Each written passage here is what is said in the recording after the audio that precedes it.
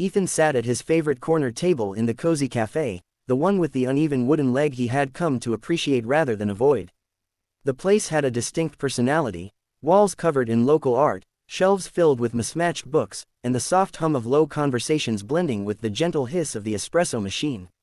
It wasn't the kind of cafe people rushed through, it was a place that invited reflection, even nostalgia.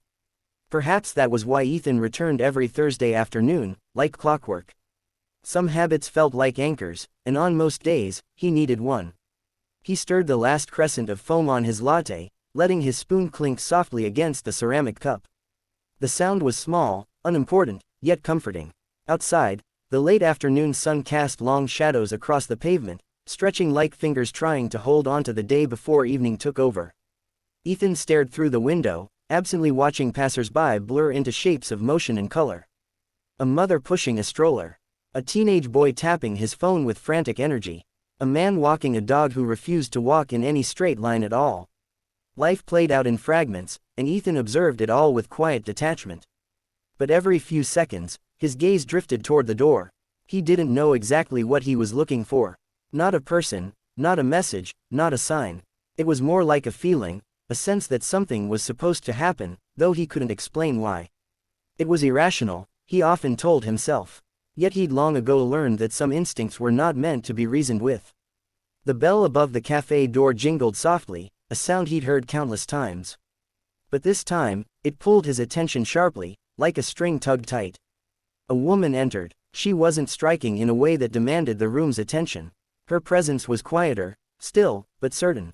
She wore a coat the color of warm sand, the collar slightly rumpled as if she'd been adjusting it on the walk over. Her dark hair was swept into a loose knot, a few strands escaping and brushing her cheek. Her posture wasn't stiff, yet there was something deliberate about the way she carried herself. Purposeful, but not rushed.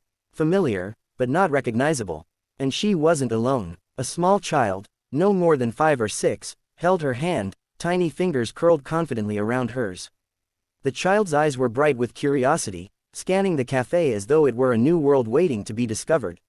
He tugged gently at the woman's arm, whispering something Ethan couldn't hear.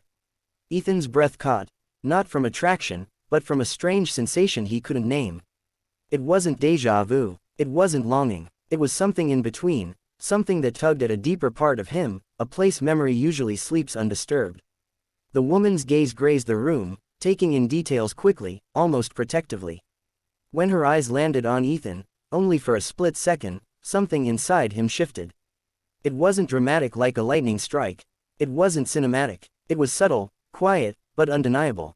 The kind of recognition you feel before you understand it. She looked away just as quickly.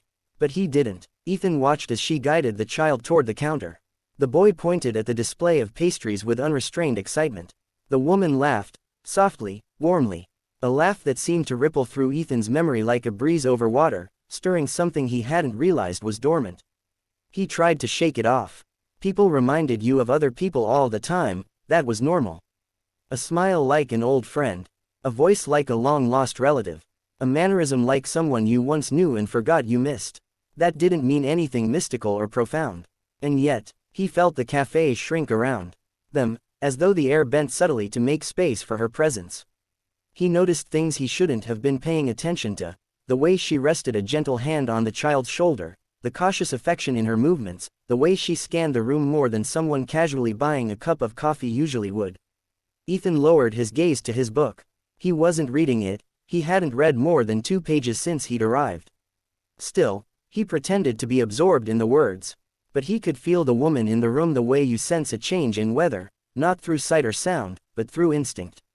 He glanced again, carefully this time. The child was staring at him, wide-eyed, curious, holding a half-eaten chocolate muffin with crumbs scattered across the small hands and sweater. Ethan blinked back a smile. The child didn't look away. Instead, he pointed at the book in Ethan's hands, a gesture so bold and innocent it made Ethan chuckle under his breath. He lifted the book slightly, showing the cover.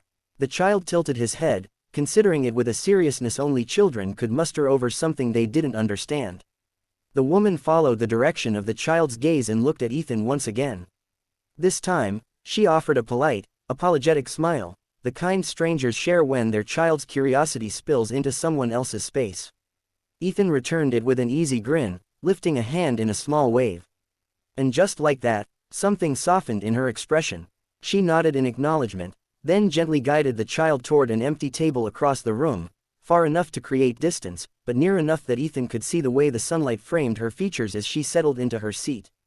For a moment, Ethan wondered if this interaction was meant to be nothing more than that, a passing moment between strangers, a brief brush of human connection in a cafe filled with ordinary afternoons. But the feeling remained, that tug, that whisper of familiarity. He leaned back in his chair, heart beating with an oddly anticipatory rhythm. He didn't know her name. He didn't know her story. He didn't know why looking at her felt like remembering something he couldn't quite grasp. All he knew was this.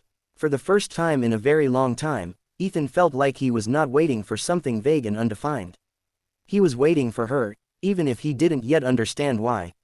And as the child stole another curious glance his way and the woman brushed a stray lock of hair behind her, the cafe had grown quieter by the time Ethan finally mustered the courage to stand. The late afternoon sun had slipped lower, softening into a gentler gold that brushed every surface with warmth. Conversations faded into the kind of background murmur that made moments like this feel suspended, held still between a breath and its release. He didn't have a clear plan. He wasn't even sure what he wanted to say.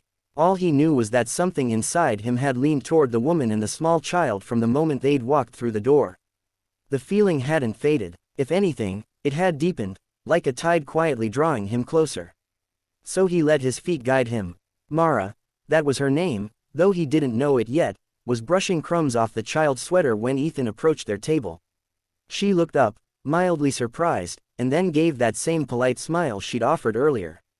Up close, it held a softness he hadn't expected, a familiarity he still couldn't explain. "Hi," Ethan said, suddenly aware of how hesitant his voice sounded. "Sorry if I'm interrupting." "You're not," she replied gently. The child swung his legs under the chair, kicking the metal frame rhythmically. He stared at Ethan with unabashed curiosity, the kind that had no filter or fear. "I think your friend here wanted to talk books earlier," Ethan said, nodding playfully at the child. "Or maybe judge my reading choices." The boy grinned and held out a crumpled piece of paper, somehow even more wrinkled now than before.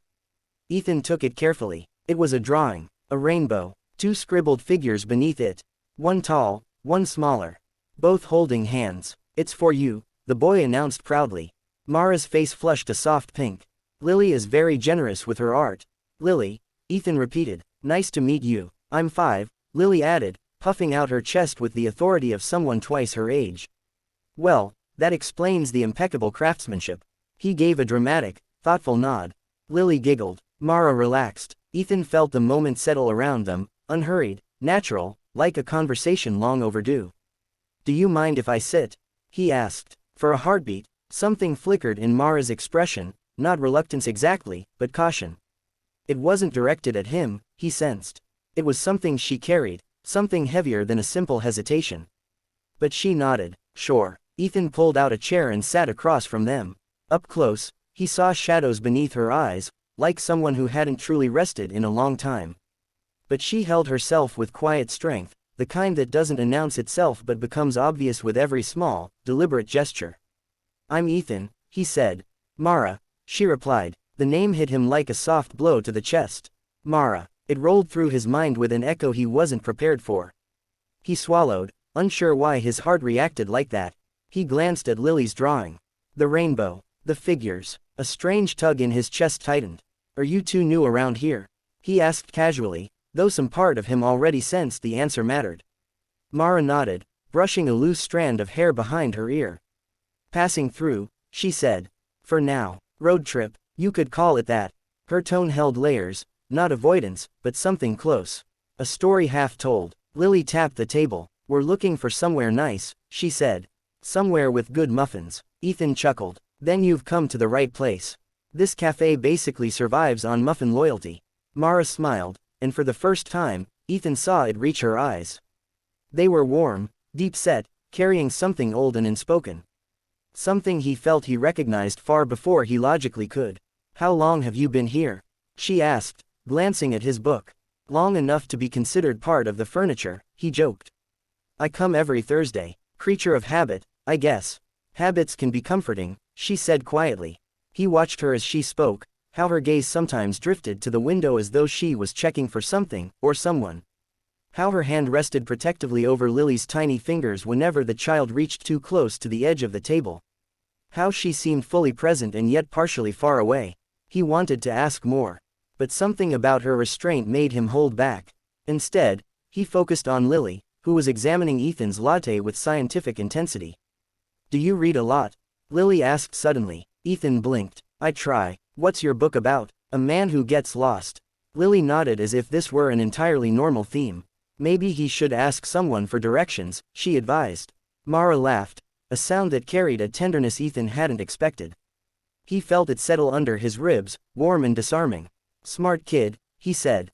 "The smartest," Mara added, but there was something wistful in her pride. A hint of apology threaded through her tone, though Ethan couldn't imagine what she had to be sorry for. They talked, not about anything earth-shattering. Small things, gentle things. How Lily loved drawing rainbows because they look like smiles in the sky. How Mara used to visit cafes like this when she was younger, traveling with a backpack and too much optimism. How Ethan had been stuck on the same novel for months because life kept getting in the way. Every exchange stitched them closer. Every pause felt filled with something unsaid. And that strange tug in Ethan's memory kept pulling, persistent but shapeless. When the conversation softened into a comfortable quiet, Mara glanced at her watch and exhaled. "We should probably get going," she said softly, though the reluctance was obvious even in her attempt to hide it. Lily protested immediately. "But I like it here." "I know, sweetheart, but we have to check into the motel before it gets dark." Ethan felt the moment slipping. Felt it too sharply. He stood when they did. "Maybe." He hesitated, unsure how bold he should be. "If you're still in town next Thursday, I could show you both the park nearby. They have an art fair every week." Lily beamed instantly. Mara didn't. She looked at Ethan in a way that made his breath stall, an expression that held gratitude, longing, and something like fear tangled together. "I don't know if we'll still be here," she said quietly. "Then maybe tomorrow," Ethan said gently. "Or even later today." Her lips parted slightly, surprised, moved, conflicted. Lily tugged her hand. "Can we, please?" Mara knelt down, smoothing the child's hair. When she stood again, her voice trembled just barely. "We'll see." It wasn't a yes, but it wasn't a no. Ethan nodded, offering the softest smile he could manage. "Take care, both of you." Lily waved enthusiastically. Mara hesitated, then gave a small, fragile wave of her own. Ethan watched them walk out the door, watched the sunlight catch in Mara's hair, watched Lily turn back one last time to grin at him through the glass. And then they were gone. But the feeling remained, the sense that this was not the last time. That fate, subtle and persistent, wasn't finished with them.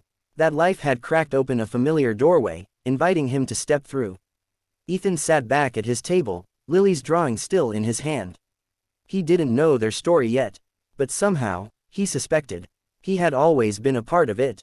If you'd like, I can now continue the story with part 3, build a full-length romance mystery, or craft the next 1,000 words. Ethan felt it again. That subtle shift, that quiet recognition, that sense that life, in its strange and gentle way, was about to change. If you'd like, I can now expand part 2, continue the story, add dialogue, or turn it into a full novella.